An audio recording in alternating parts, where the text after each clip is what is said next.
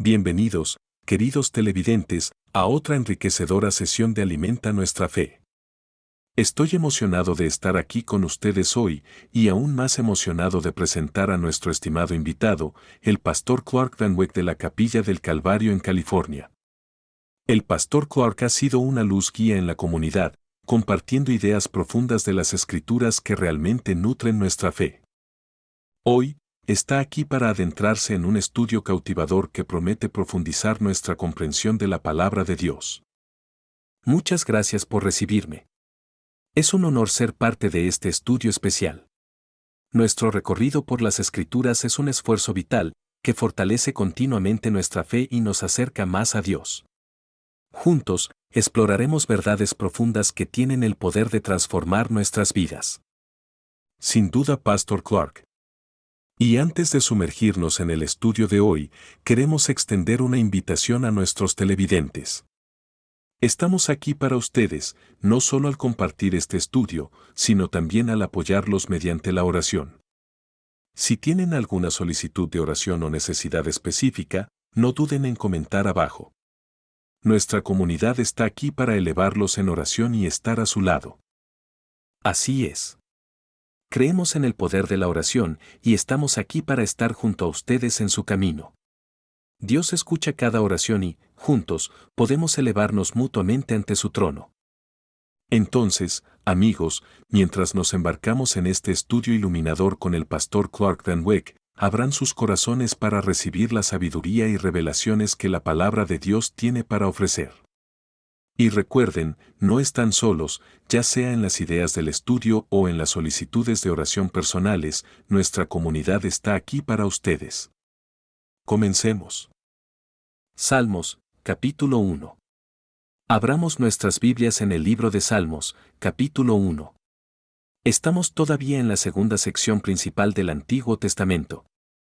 Puede que recuerden que los primeros 17 libros son históricos, los siguientes 5 son poéticos y los últimos 17 son proféticos.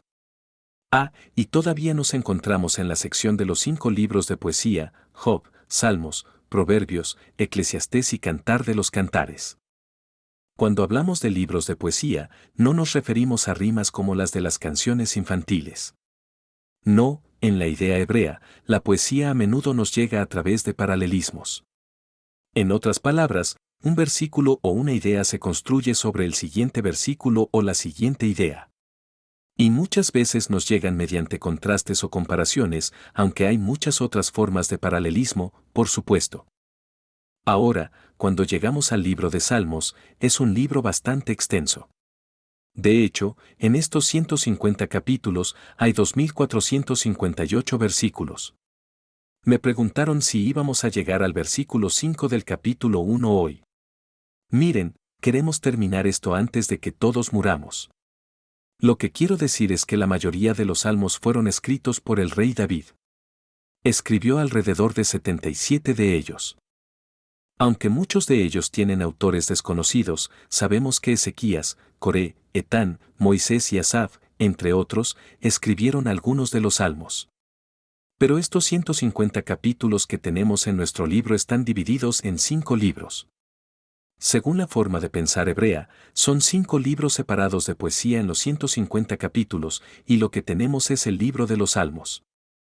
El primer libro de poesía abarca desde el capítulo 1 hasta el 41. Y, por supuesto, estaremos viendo ese primer gran libro hebreo de poesía, los capítulos 1 al 41, en los próximos estudios juntos. Y los primeros 41 capítulos fueron escritos por el rey David, excepto 3 de ellos, el capítulo 1, el capítulo 10 y el capítulo 33. Así que la mayoría de lo que estudiaremos en los primeros 41 capítulos está escrito por el dulce salmista de Israel, el rey David. Al llegar al capítulo 1, este nos presenta un contraste. El salmista contrasta al hombre bendecido en los versículos 1 al 3 con el hombre impío en los versículos 4 al 6. Veamos al hombre bendecido en los versículos 1 al 3. En el versículo 1 del Salmo 1 dice, «Bienaventurado el varón que no anduvo en consejo de malos, ni estuvo en camino de pecadores, ni en silla de escarnecedores se ha sentado». En estos tres versículos negativos, los traductores de la versión Rey Jaime parecen señalarnos una aplicación muy sencilla pero muy poderosa para nuestras vidas. Analizamos en detalle el versículo 1 la última vez que estuvimos juntos, pueden obtener la grabación de eso. Pero en términos generales, transmite la idea de lo que no deberíamos estar haciendo. Y comienza con caminar, luego estar de pie y finalmente sentarse. Así que, tú y yo, necesitamos tener mucho cuidado en nuestra vida cristiana, porque todo eso se presenta en negativo. Trata sobre pecadores o incrédulos, podríamos decir, y en cuanto a la aplicación, probablemente podemos considerar esto como una espiral descendente de pecado en la vida de una persona. Primero podríamos estar caminando junto a aquellos que pecan, luego podríamos detenernos y estar de pie con los pecadores, y finalmente nos encontramos sentados y realmente llegamos a ser uno de ellos. Ese es el punto de aplicación, y creo que para ti y para mí habla de esa progresión descendente, de esa espiral descendente que es tan fácil caer. Porque lo más probable es que no nos despertemos por la mañana pensando, bueno, creo que hoy voy a pecar. Lo más probable es que pensemos, bueno, este pequeño pecado no es tan malo. ¿A quién va a dañar? Todo el mundo lo hace, está bien. Es solo un pequeño pecado. Pero espera un momento, el pecado a menudo nos lleva por esa pendiente resbaladiza en la que primero estamos caminando, luego estamos de pie y ahora estamos sentados. Estamos en medio de eso. Y necesitamos tener mucho cuidado. Pablo dijo en 2 de Corintios 6:17, salid de en medio de ellos y apartaos. En 2 de Corintios 7:1, David dijo, limpiémonos de toda contaminación de carne. Mira, estamos en el mundo, lo entiendo, y tenemos que tratar con personas del mundo, lo comprendo. Pero necesitamos tener mucho cuidado de estar apartados, de ser diferentes de aquellos que son del mundo. La segunda forma en que David presenta al hombre bendecido es de manera positiva. Primero fue en negativo, ahora lo aborda desde el lado positivo. Mira los versículos 2 y 3 en el Salmo 1, sino que en la ley del Señor está su delicia, y en su ley medita de día y de noche. Será como el árbol plantado junto a corrientes de aguas, que da su fruto en su tiempo y su hoja no cae, y todo lo que hace, prosperará. Así que, el hombre bendecido no se relaciona con el mundo. El hombre bendecido lee de la palabra. Qué contraste con aquellos que corren, caminan y se sientan con los del mundo, en contraposición a aquellos que pasan tiempo con Jesús, podríamos decir, aquellos que leen la palabra. Y meditan en ella día y noche. Habla de esa acción continua de leer la palabra, meditar en la palabra, estudiar la palabra, estar en la palabra.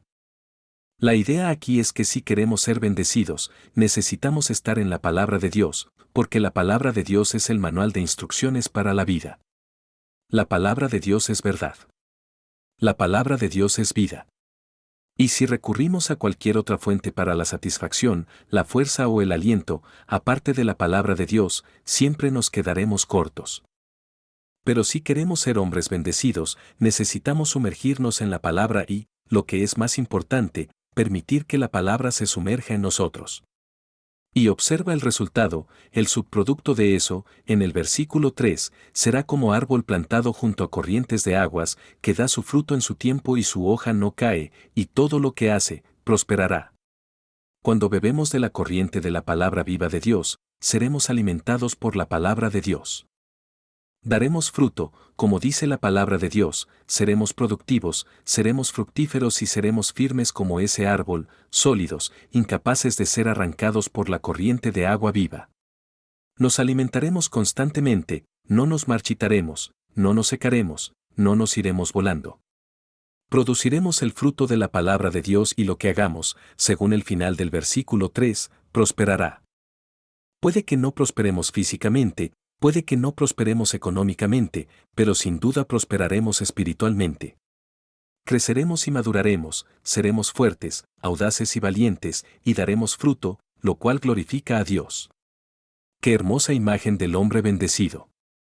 Ahora, por contraste, en los versículos 4 al 6, el salmista aborda al hombre impío. Echemos un vistazo al Salmo 1, 4 al 6. Dice, no así los impíos, que son como el tamo que arrebata el viento. Por tanto, no se levantarán los impíos en el juicio, ni los pecadores en la congregación de los justos. Porque Jehová conoce el camino de los justos, mas la senda de los malos perecerá. Vaya contraste. El hombre bendecido, según el final del versículo 3, prosperará; el hombre impío, según el final del versículo 6, perecerá. El punto para nosotros es bastante sencillo. Amigos, todos tenemos una elección que hacer en la vida. ¿Quieres prosperar o quieres perecer? Bueno, eso fue una pregunta. Sí, por supuesto, quiero prosperar. ¿Tienes éxito? Sí, lo hemos hecho bien. Sí, quiero prosperar. Ninguno de nosotros quiere perecer. Todos queremos prosperar. Dices, bueno, ¿cuál es la clave? ¿Qué hago? Oh, solo lee el Salmo 1 y Dios nos bendecirá. Vamos a prosperar con las bendiciones espirituales que Dios nos da cuando no corremos con el mundo, sino cuando leemos la palabra. Será glorioso. Esto nos lleva al capítulo 2.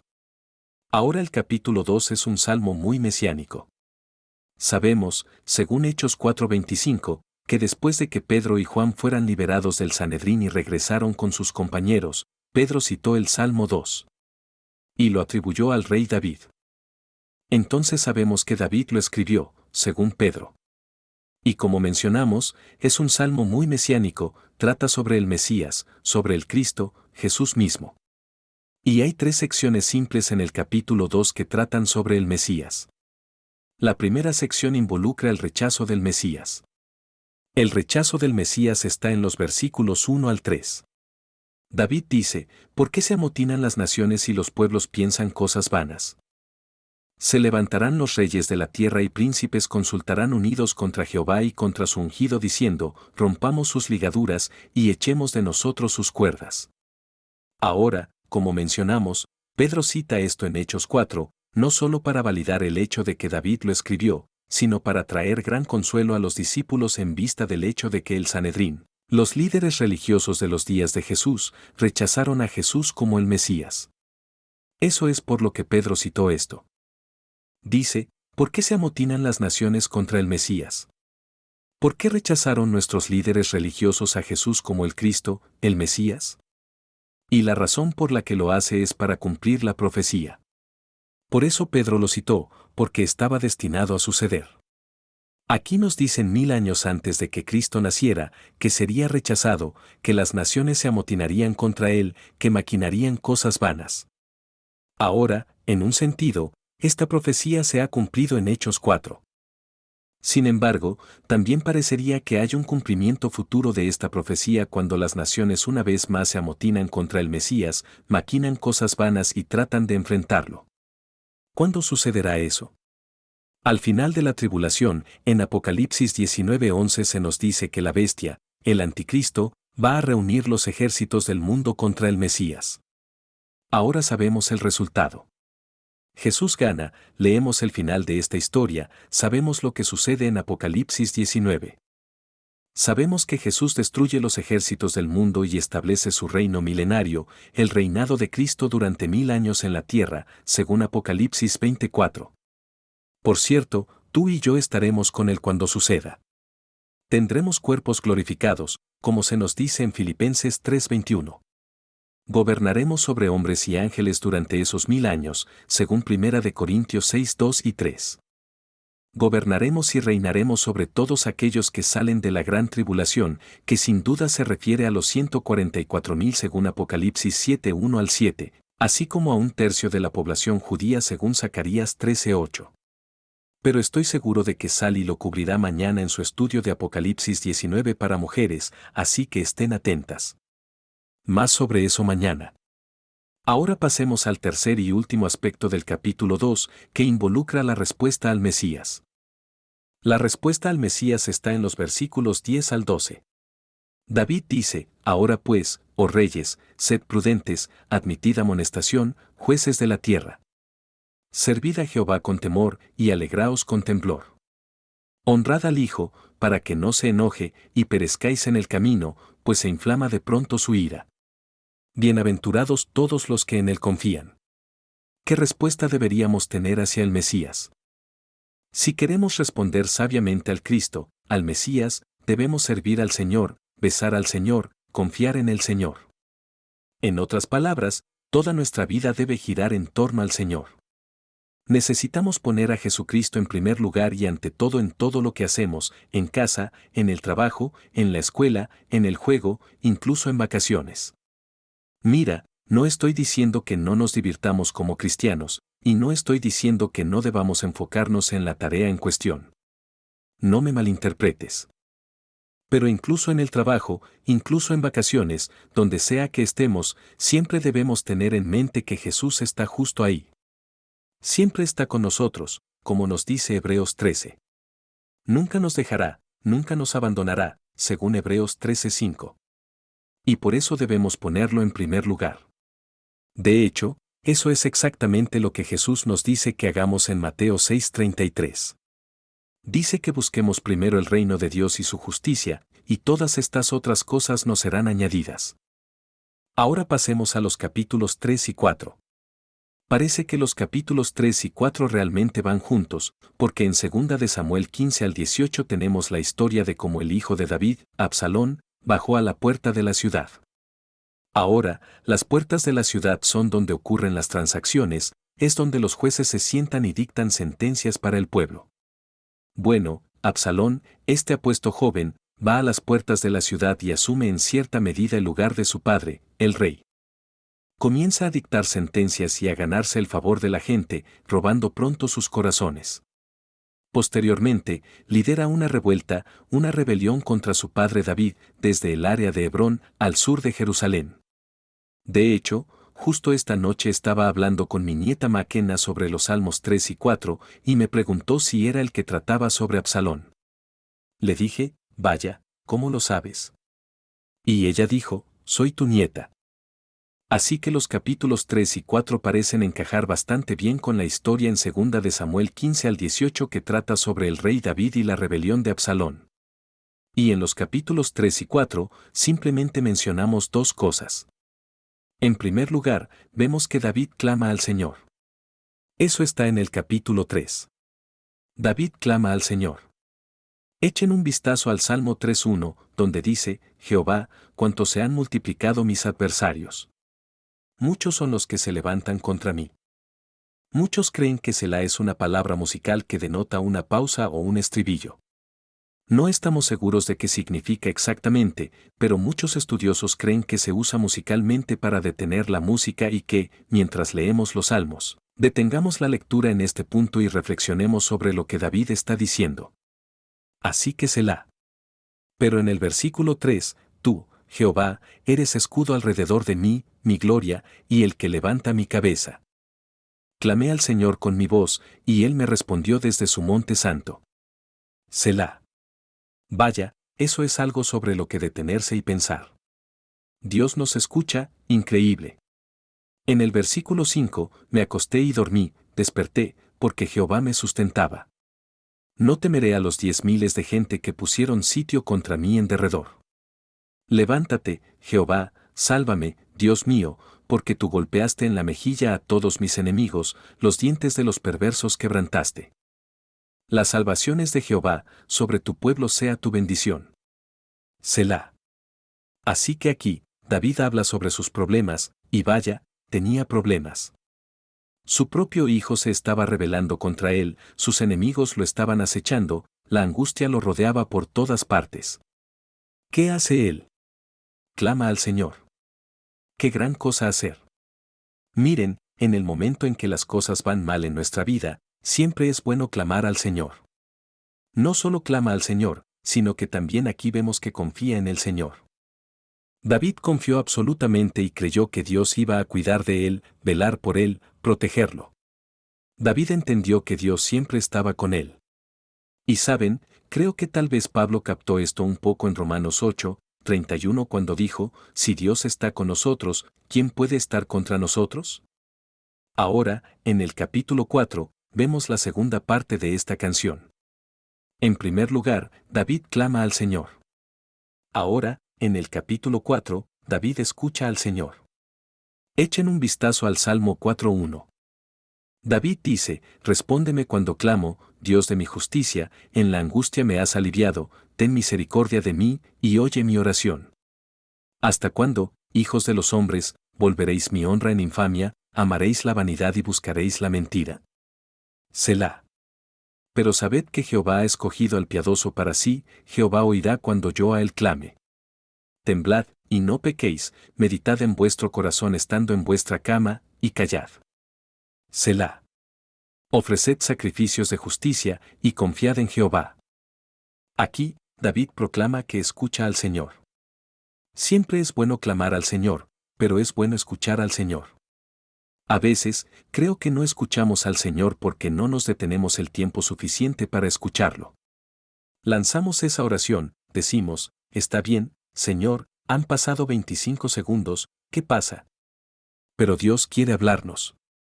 Creo sinceramente que Dios siempre responde a nuestras oraciones. Creo que siempre escucha nuestras oraciones. De hecho, Isaías 59:1 dice que la mano del Señor no es corta para no alcanzar y su oído no es pesado para no escuchar. Dios escucha nuestras oraciones, ¿verdad? Y creo que siempre las responde. Ahora, la mayoría de las veces no nos gusta la respuesta, amén. Pero independientemente de cuál sea su respuesta a nuestra oración, necesitamos reconocer y comprender que es la mejor respuesta para nosotros. Ahora, el problema es que vemos cuáles son nuestras circunstancias, vemos esa situación justo frente a nosotros y parece bastante obvio, bastante evidente, exactamente lo que Dios debe hacer para arreglarlo y solucionarlo. Amén, Señor, quiero decir, esto es fácil. Solo tienes que hacer esto y ya está, ¿verdad? Bueno, sé que ninguno de nosotros realmente lo dice, pero a veces podemos pensar eso. Y puedo ver a Dios diciendo, vaya, grandísimo tonto. Eso no es lo que quiero hacer en absoluto. De hecho, quiero hacer todo lo contrario.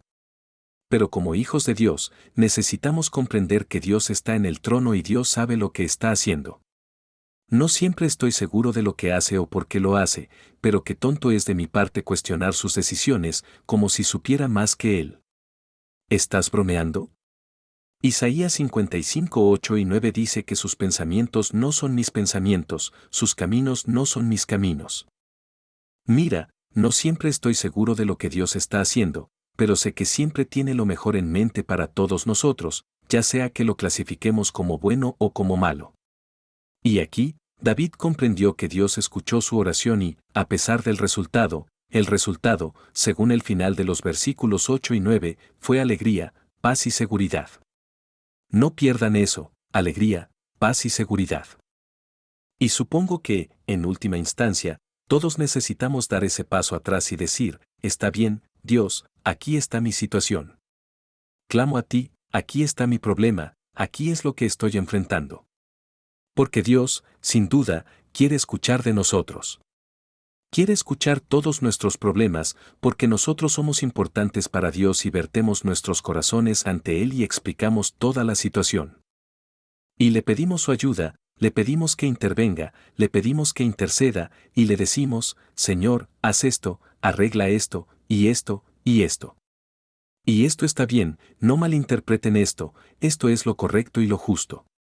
Pero en última instancia, al final de todo eso, debemos dar ese paso atrás y decir, está bien, Dios, pero lo que quieras hacer está bien para mí.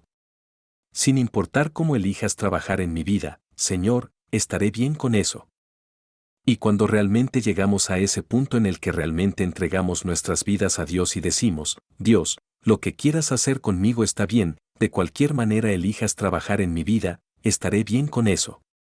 Cuando realmente llegamos a ese punto, debería haber alegría, paz y seguridad. Bien, esto nos lleva al capítulo 5 y vamos a concluir aquí en el capítulo 5. En este capítulo, tenemos la oración de David antes de ir a adorar en el templo. Aquí, David nos presenta una oración antes de dirigirse al templo para adorar al Señor. Mencionaremos dos cosas sobre la oración de David en el capítulo 5. En primer lugar, echemos un vistazo a cuando oró David, esto está en los versículos 1 al 3. En el capítulo 5, versículo 1, dice, escucha, oh Jehová, mis palabras, considera mi gemir. Atiende a la voz de mi clamor, Rey mío y Dios mío, porque a ti oraré. Oh Jehová, de mañana oirás mi voz, de mañana me presentaré delante de ti y esperaré. Entonces, ¿cuándo oró David? Oró en la mañana. Esto podría parecer pequeño e insignificante, pero creo que realmente nos pinta una hermosa imagen de cómo deberíamos comenzar nuestro día. Muchos de nosotros comenzamos el día con una taza de café y decimos, no puedo hacer nada hasta que tome mi taza de café. Miren, no lo creía, pero el primer asunto debería ser la oración. Dios, ayúdame a llegar a esa taza de café. ¿Me siguen? No es una mala oración, al menos es una oración. Al menos clamamos a Dios por ayuda en ese momento. Es una buena manera de comenzar el día, simplemente acercándonos al Señor en oración en cuanto abrimos los ojos, diciendo, oh Dios, te necesito. Ayúdame a lo largo de este día. Que las palabras que hable edifiquen y traigan gloria a ti. Que mis acciones no hagan que otros tropiecen. Donde sea que vaya, lo que haga, que todo refleje a ti. Que mi día comience así. ¿Me siguen? Me gusta lo que solía decir el pastor Chuck acerca de las personas por la mañana. Decía que hay dos tipos de personas por la mañana, aquellos que se despiertan y dicen, buen Señor, es por la mañana, y aquellos que se despiertan y dicen, buenos días, Señor. Eso es cuando David oró. Veamos la segunda sección, como oró David en los versículos 4 al 12. En el Salmo 5:4, dice, porque tú no eres un Dios que se complace en la maldad, el malo no habitará contigo. Los insensatos no estarán delante de tus ojos, aborreces a todos los que hacen iniquidad. Destruirás a los que hablan mentira, al hombre sanguinario y engañador abominará Jehová. Aquí, David establece algunas verdades bastante obvias, que Dios no tolerará las tonterías, que Dios no tolerará la injusticia, que habrá consecuencias por las acciones. No encuentra placer en la maldad. Los insensatos no estarán delante de sus ojos. En el versículo 6, destruirá a aquellos que, ya saben, muchos piensan hoy que pueden hacer lo que quieran, pueden vivir sus vidas de manera pecaminosa y simplemente porque no hay consecuencias inmediatas por sus acciones, piensan que de alguna manera se salieron con la suya, o que Dios guiñó un ojo, o que Dios incluso lo aprobó, porque después de pecar, dicen, bueno, Dios no me fulminó con un rayo, así que supongo que todavía me ama. Por supuesto que todavía te ama. Ama a todos nosotros. No significa que apruebe lo que hacemos. Ama a todos nosotros, pero odia el pecado.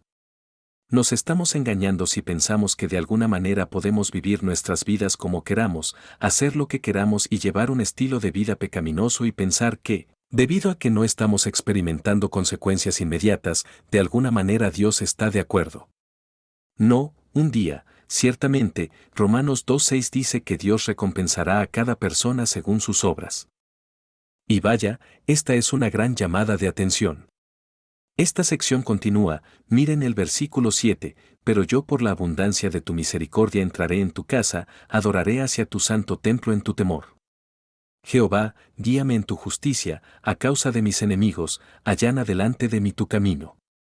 Porque no hay sinceridad en su boca, sus entrañas son maldad, sepulcro abierto es su garganta, con su lengua hablan lisonjas. Castígalos, oh Dios, caigan por sus mismos consejos, porque se rebelaron contra ti. Pero alégrense todos los que en ti confían, den voces de júbilo para siempre, porque tú los defiendes, en ti se regocijen los que aman tu nombre. Porque tú, oh Jehová, bendecirás al justo, como con un escudo lo rodearás de tu favor. Las bendiciones del Señor vienen cuando simplemente nos volvemos al Señor, clamamos al Señor, confiamos en el Señor y nos enamoramos cada vez más de Él. Habrá bendiciones, la alegría, la paz, el descanso que viene simplemente siguiendo su palabra. En Mateo 5:6, Jesús dijo, bienaventurados los que tienen hambre y sed de justicia, porque ellos serán saciados. Padre, te agradecemos por este tiempo que nos has dado para buscarte, porque, Señor, realmente tenemos hambre y sed de ti. Porque, Señor, solo tú eres justo. Y Señor, nos regocijamos en ti. Ponemos nuestra fe y nuestra confianza en ti, no solo para nuestra vida eterna, sino también para cada aspecto y momento de nuestras vidas. Y, Señor, oramos para que, por tu Espíritu, nos guíes, nos dirijas y nos conduzcas. Señor, que vayas delante de nosotros en todo lo que hacemos, en todo lo que decimos, en todos los lugares a los que vamos, y que, verdaderamente, seamos una bendición para los demás. Ayúdanos, te lo pedimos, en el nombre de Jesús. Amén. ¿Podemos ponernos de pie juntos? Si estás aquí hoy y necesitas oración por cualquier cosa, asegúrate de acercarte después del servicio. Los pastores, los hermanos y las hermanas estarán aquí adelante para orar contigo, orar por ti, para servirte y ministrar cualquier necesidad que puedas tener. Solo quiero orar para que Dios bendiga profundamente sus corazones y derrame su espíritu sobre ustedes, brindándoles esa paz y ese descanso que solo viene a través de Él, y esa alegría que surge a través de Él y por Él, obrando en sus corazones y en sus vidas. Dios los bendiga mucho, los quiero mucho. Que tengan un excelente resto de la semana en el Señor.